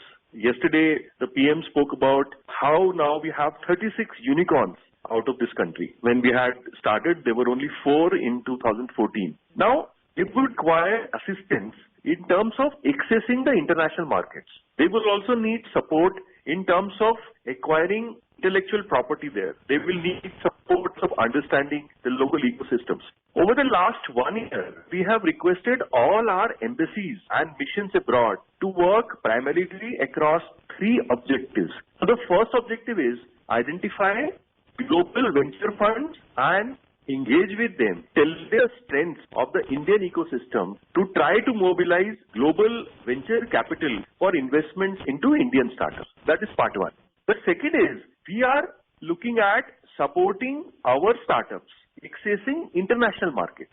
So when we realize that we have a number of products which are actually made for the world, then if we can support them in terms of institutional support, in terms of mentoring support, in terms of strategy, then they can easily access international markets. For example, we have these National Startup Awards very recently. 36 winners were identified. Out of them, 18 expressed the desire to gain access to international markets. That's a large number. And we did a survey of how many companies wanted to access which markets. And then we realized a number of companies, they wanted to go to USA, UAE, many companies want to go to European markets, South Asian markets. So the companies and the young entrepreneurs today, they are very focused. They know what is the product that they have and where is the market for them. Some of our satellite companies are looking at markets in Africa. So this is something that we already have, and we have created an institutional mechanism through our missions abroad to support these companies access those markets. The third objective of this exercise is that we have our innovation is actually very frugal. We are, as a nation, as a people, we are very frugal in our approach, and the innovations that we have are actually very, very economical. So if these frugal innovations can be incorporated by global companies, everybody stands to gain. We are not only serving citizens better, we are not only serving the population of the world better, also the startup and the corporation, they stand to make more mutually beneficial relationships. So these are the three main pillars on which we are looking at supporting our Indian businesses and Indian startups to go global. In fact, you talk about going global, and pandemic has seen a lot of these startups make full use of this crisis and use it as an opportunity to come up with so many small ventures. What was the whole idea behind the Praram that DPIIT launched, especially because it is coming in the context of the pandemic, which has been very difficult for businesses and entrepreneurs? See, Praram was conceptualized essentially as a commitment that the Honorable Prime Minister made in the BIMSTEC Summit in 2018. And then we said the BIMSTEC nations would like to learn from us. We would be very willing to support them. What we did actually was, day one, we supported BIMSTEC countries. On day one, we expanded our horizons. And we invited the best of all the stakeholders from the global ecosystems to come and exchange their notes on the global best practices. So the sessions were organized around everything that different stakeholders need. So for example, if you are a policymaker at the Government of India level or at the state government level, and you would like to know what is it that you can do which you have not done as yet, which others have done, and how can I do it in my own context. So for policymakers, there are a number of sessions. There are startups. Now startups from idea to proof of concept. Once they have a product, they need to go to market. They also need to access global market. For each of these subjects, there were experts from across the globe. We had participation from 56 countries actually, finally, in terms of delegates and in terms of speakers. So that's been a hugely interactive event. The density of interaction has been very, very high in this event.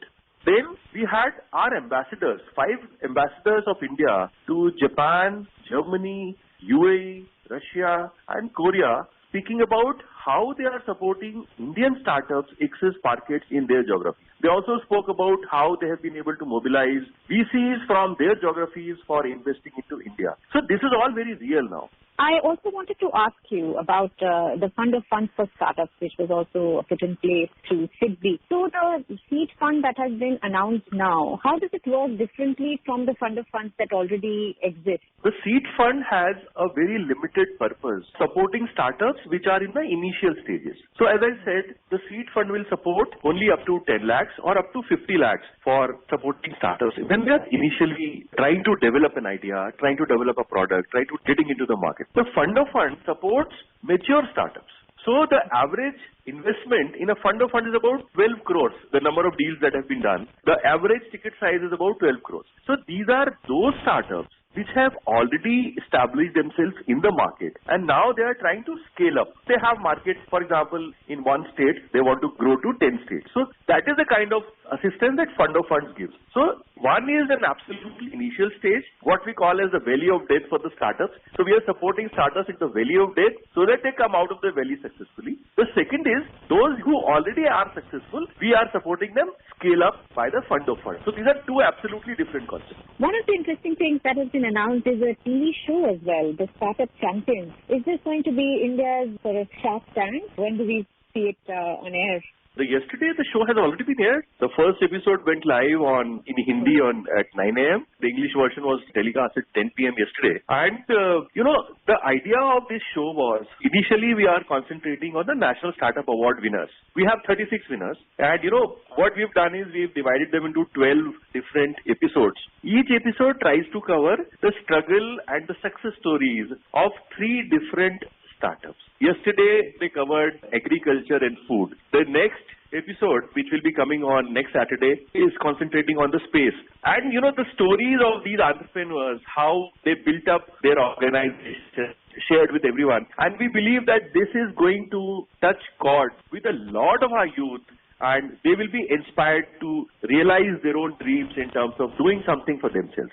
I may have missed the first episode, but we'll definitely catch up, and I believe our listeners too might want to tune in to Doordarshan to catch the next episode. One of the other things that the department has done is lay out a way forward. And I know when the Startup India was launched, there was a big document that was released with the objective. So what is it that you have decided to do now as we go forward with this initiative? See, the Way Ahead document is a little ambitious document where we are trying to consolidate the gains that we have made till now. And we're trying to make that, we create a culture of entrepreneurship across the country and help our entrepreneurs go global, if I put it very simply. And if I get into a little more details about the specific objectives that we are looking at, so they are about, fostering a culture of innovation among citizens and students in particular. We are looking at promoting innovation in all sectors of economy across the country.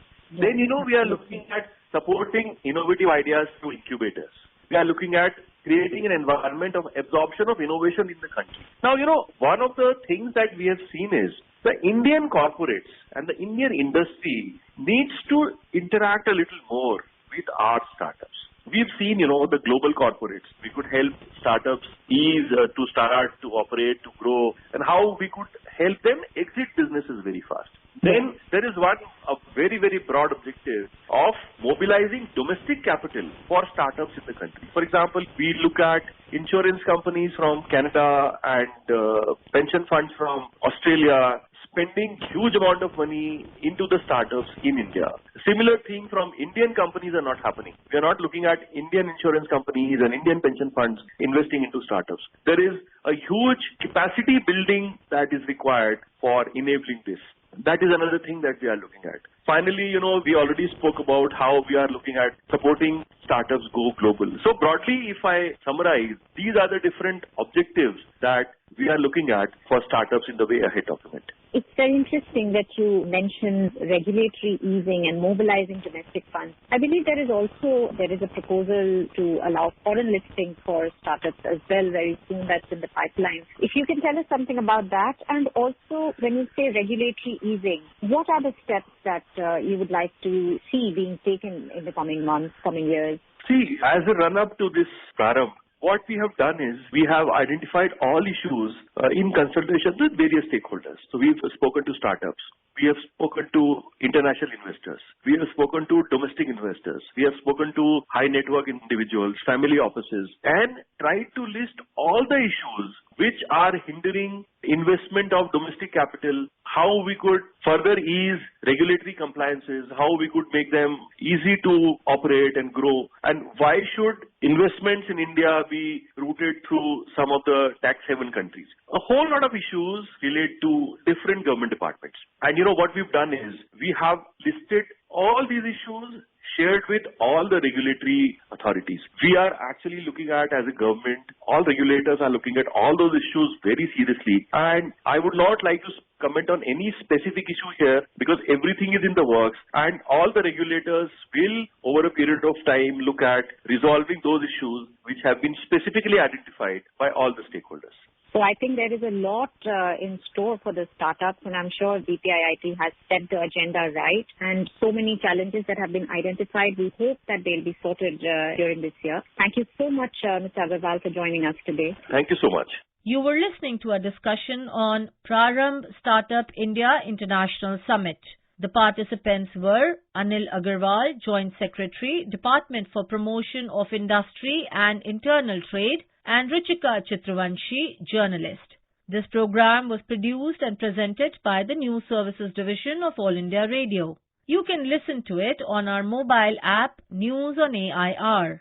This program is also available on our website, newsonair.com. You may email your opinion about this program at airnsdtalks@gmail.com. This is All India Radio. In the program Spotlight, now we bring you a discussion on Saksham, Awareness for Green and Clean Energy. The participants are Narendra Taneja, Energy Expert, and Shreya Jay, Journalist. So today we are going to discuss the Saksham program, which was launched by the Ministry of Petroleum and Natural Gas. So the Saksham program aims at sensitizing the public, especially young generation, about clean fuel choices and increase awareness on fuel conservation. So I would like you to elaborate on the importance of fuel conservation and adoption of clean green fuels. You know, in our country, we have always been heavily dependent on fossil fuels. Roughly 90% of the total energy that we consume comes from fossil fuels. Roughly. It used to be higher, but still it's in the region of about 90%. It's rapidly coming down our dependence on fossil fuels, which means coal, petrol, diesel, natural gas, and so on and so forth. Now, since we are a very densely populated country and we have also signed the Paris deal, but more than that, we have seen that, air contamination, water contamination, soil contamination has become a serious national issue. So the government is very aggressively, moving in the direction of renewable energy and basically replacing fossil fuels with renewable energy such as solar and wind and other sources of renewable energy. As part of this effort, in order to reach out and convey this decision which the government has taken, at the national level we have taken that decision. We are moving in that direction as a country, and that is also a commitment made to the international community in terms of Paris Climate Deal and some other similar contracts. But it is important as part of this that government reach out to every single citizen across the country. So as part of the Saksham 2021, the whole idea is basically to engage with the people in schools and other communities and reach out to them and engage them in order to communicate to them and educate them the kind of benefits that green energy, in particular renewable energy as it is known, the benefits that it brings to the society, to them as individuals, to them as a family, to them as a community, to them as a village, and to them as a whole. So the whole idea is to engage and pass on this information, sensitize them, and at the same time make them a stakeholder. Because you see, energy is something that every single citizen needs.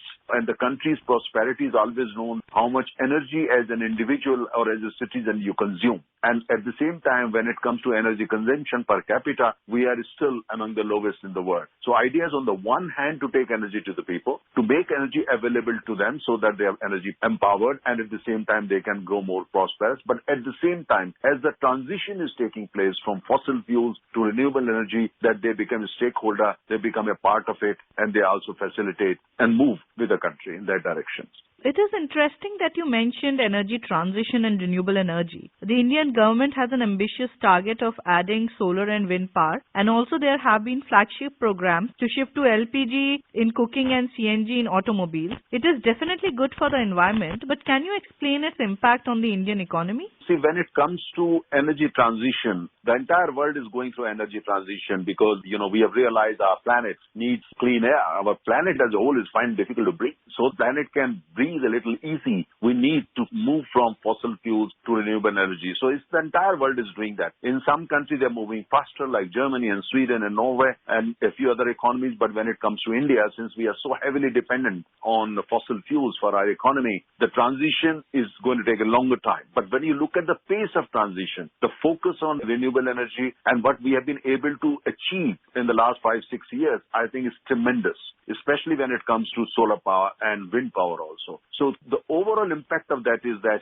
if people are healthy, if your air is healthy, soil is healthy, your lakes and your water, your oceans are healthy, that of course a major contribution in terms of expanding the economy and making your economy not only strong but healthier. But at this stage, though, at the same time, we find that, we need to invest more in order to reap the benefits in time to come. But when you look at solar power, the advantage of solar power is that even where you don't have grid connectivity, where you don't have plenty of power available, but using solar power, setting up solar power farms, or even setting up small solar mini power plants of 1 megawatt, 2 megawatt, 3 megawatt, which can be owned and run by communities, you can set up a small industry. You can set up micro industries there, which means that they can be economically also, they become the contributor to the overall transformation towards greener economy. So green energy is playing a very, very important role in terms of A, economic prosperity, B, economic security, and C, making our economy greener.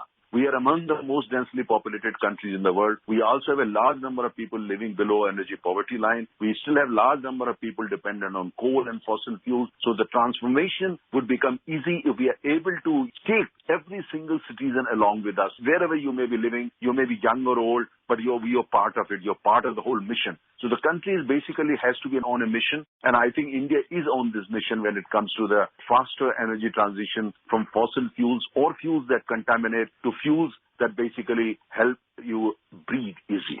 The central government has launched an ambitious program of Atmanirbhar Bharat, in which energy security has a prominent role in. What do you think Indian policy makers should do so as to achieve energy security and self-reliant economy go hand in hand? You see, right now when you look at overall picture in terms of energy security, we roughly import 86% of our total requirement of oil and roughly 54% of total requirement of natural gas.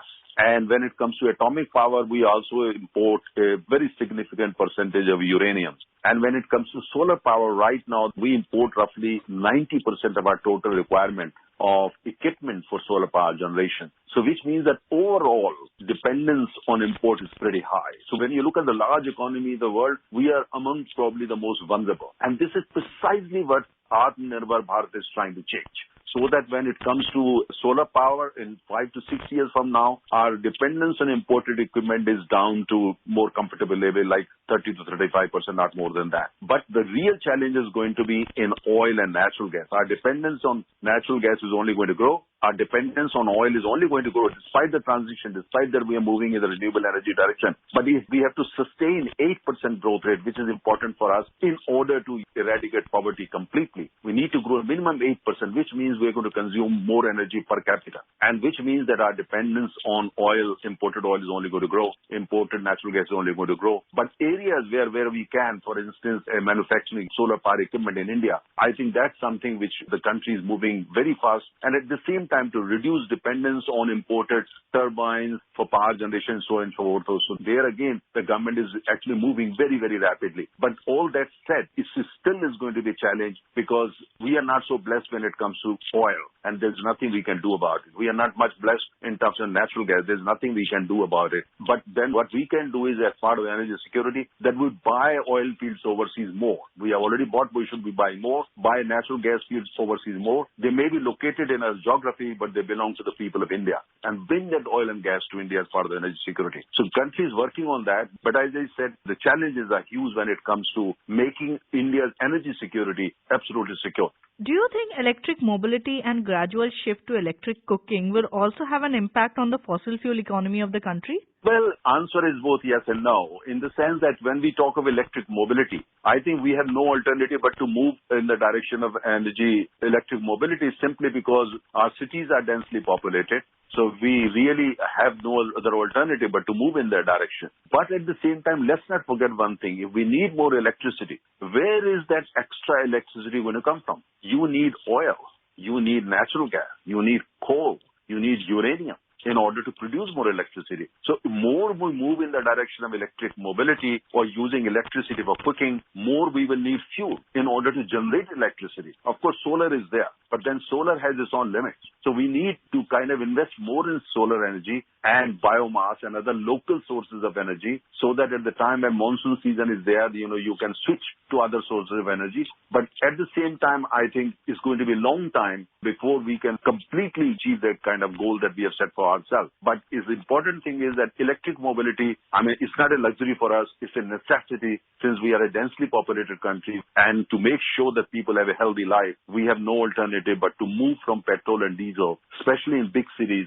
to electric mobility. I think that the country has already taken a decision in that direction, but all that we need to find more is that to find fuels, affordable fuel, so that we can generate more electricity. When we talk of electricity, let's not forget that behind that, you still need fossil fuel or you need some sources of fuel. As you rightly mentioned, as the economy grows, so will the energy consumption. So how do you think the general perception toward conserving fuel, electricity and water can be changed, especially that a large section of population expects them to be free, which is the root of wastage? Well, that is true. I personally think the time has come when, as part of our awareness, we also educate that don't waste energy, don't waste petrol, diesel, electricity, conserve it. Conservation has to become part of our national habit. And whether you are in household, you are a factory, you are office, and so on and so forth. A country like us, where per capita energy consumption is among the lowest in the world, and at the same time, energy is rather expensive, we can't afford to waste at all. So, which means that one hand we conserve, but at the same time we make more energy available to the people. So overall, when you look at this issue, I think, this free electricity or people expecting free electricity or people using electricity for votes, I think that culture needs to be basically put to rest, because it is important for us, each one of us, including me and you, to realize and understand and appreciate that when you produce electricity, it costs money. And very often, actually, it costs money in terms of hard currency, because we have to pay to import oil, we have to pay to import natural gas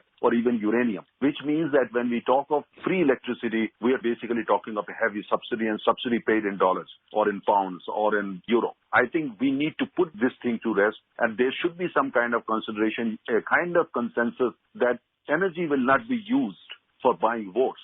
Energy is very precious, very expensive for a country like us. We need this transformation. We need this change in our thinking. We need this kind of cultural change. As a sector veteran, can you tell some easy ways to our listeners on how they can conserve electricity and other fuel sources? Well, it's very simple. 3 points quickly. Number one is, when you are not in that room, make sure that you have switched off the light.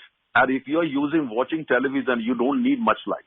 And at the same time, use renewable energy wherever you can. If you are living in an area where you have access to solar power, or you can go for a kind of one-panel solar so that you can do that. And if you can use solar for cooking, solar for irrigation, please do that.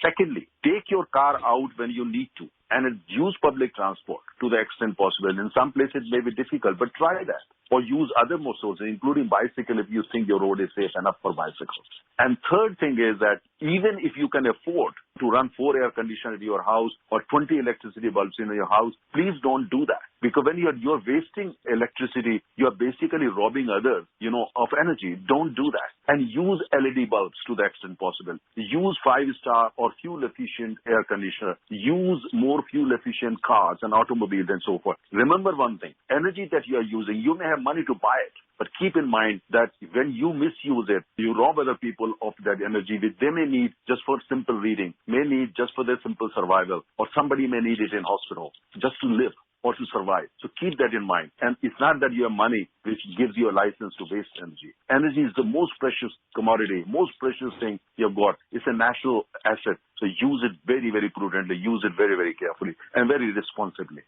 There's a general perception that whatever is energy efficient is actually costlier. So can you break that myth to our listeners? Well, I give you one example. Look at LED bulb. LED bulb used to cost 300 rupees and 280 rupees, or in some cases even 500 rupees. What has happened in the last 5 years? India is the world leader today in LED revolution. So no, it does cost. Actually, when you use LED bulb, it is the safest and the most economical. At the same time, if you're buying an air conditioner or you're buying a car which is fuel efficient, look at your monthly budget. Actually, the overall cost of it, including the cost that's for money that you will spend to buy it, overall economics is actually very favorable. So when you buy something, it may cost you 1% extra or 2% extra, but overall your economy actually contributes. It gives you healthy air, healthy water, healthy soil, at the same time give you a healthy pocket because it helps you save money. So look at the overall economics. But at the same time, when you look at fuel efficient gadgets and all that, prices have come down rapidly. What has happened to a bulb in terms of LED is going to happen to other gadgets and equipments as well. Thank you so much for talking with us and giving us this important information. Thank you.